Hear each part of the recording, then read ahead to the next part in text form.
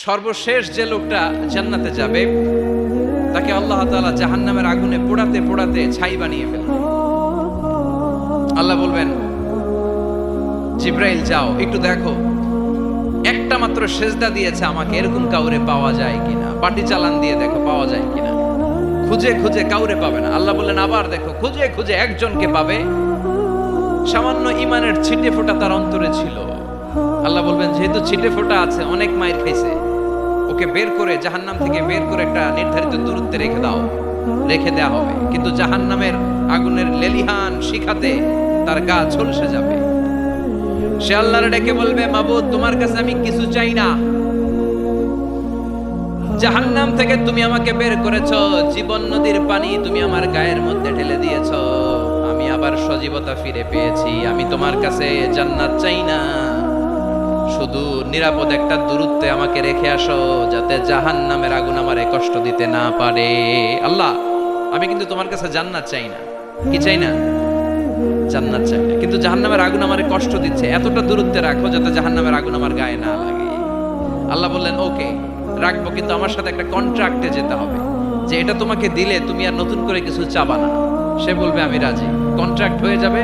আল্লাহ জিব্রাইলকে বলবেন যাও এমন দূরত্বে রাখো যাতে জাহান্নামের আগুন ওরে কষ্ট না দেয়, রেখে আসা হবে। অনেক দিন সে ওখানে আনন্দে থাকবে, আল্লাহ শুকরিয়া করবে, সে মনে মনে বলবে বেঁচে গিয়েছি, আমি বেঁচে গিয়েছি, জীবনে আর কিছু চাই না, জাহান্নাম থেকে আমি বেঁচে গিয়েছি।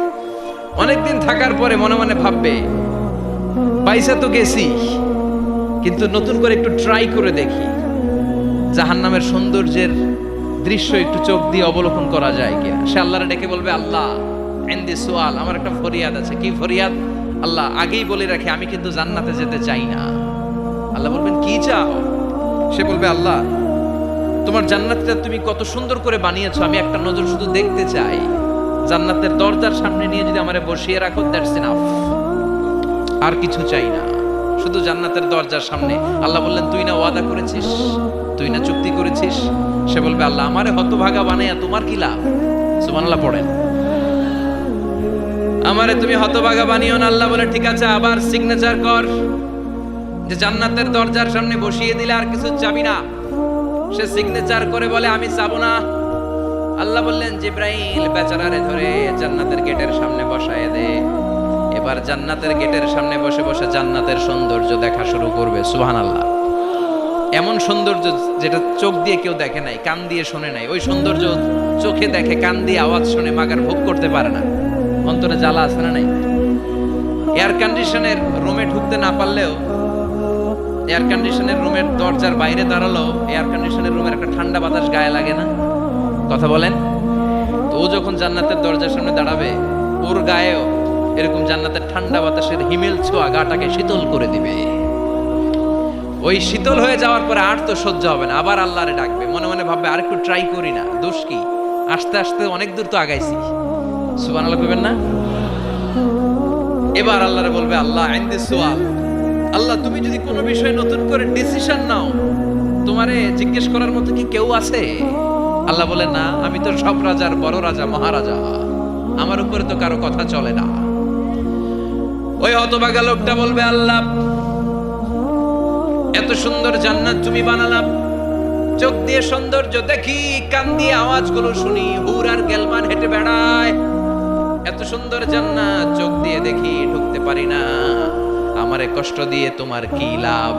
ও আল্লাহ আমারে তুমি মাফ করে দাও, জান্নাতের জিবার মধ্যে এক কর্নারে তুমি একটু আমারে জায়গা করে দাও। আল্লাহ বলবেন ওয়াই হাক ইবনা আদম, তোর ধ্বংস হোক হে আদম জাত, মা আগদারাকা, তোর যে বড় গাদ্দার আমি আমার সৃষ্টিকুলে কাউরে দেখি নাই, কারণ তুই আমার সাথে চুক্তি করিস আর চুক্তি ভঙ্গ করিস। আল্লাহর রহমতের দরিয়ায় তখন জোশ খেলে যাবে, ওর আকুতি মিনতি চাহনি আল্লাহর রহমতের দরিয়ার মধ্যে জোশ লাগিয়ে দিবে। আল্লাহর দয়া হয়ে যাবে, মায়া হয়ে যাবে। আল্লাহ বলবেন ঠিক আছে জান্নাতে যা। লোকটা এবার এক দৌড়ে জান্নাতের ভিতরে ঢুকে যাবে। লোকটার দৌড় দেখে আবার লোকটারে আল্লাহ ডেকে বলবে একটু দাঁড়া, একটু দাঁড়া, জান্নাত তো দিছি, তো দৌড় দিলি কেন? সুবহানাল্লাহ কইবেন না?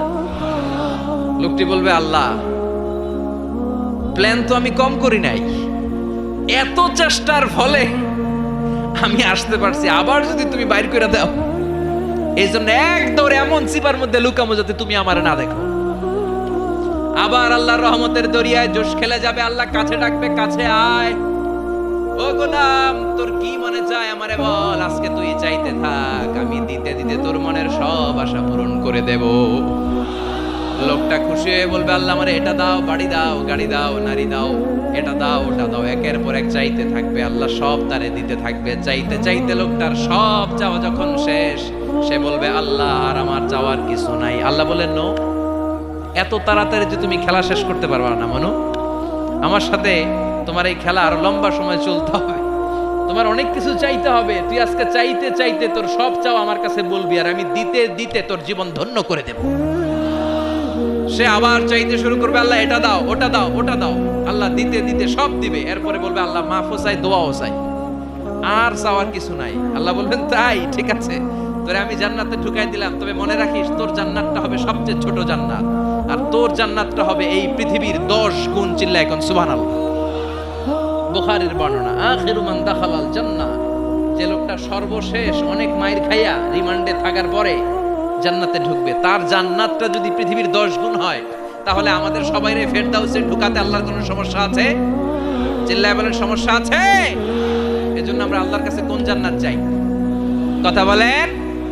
রব্বুল আলামিন বলেন,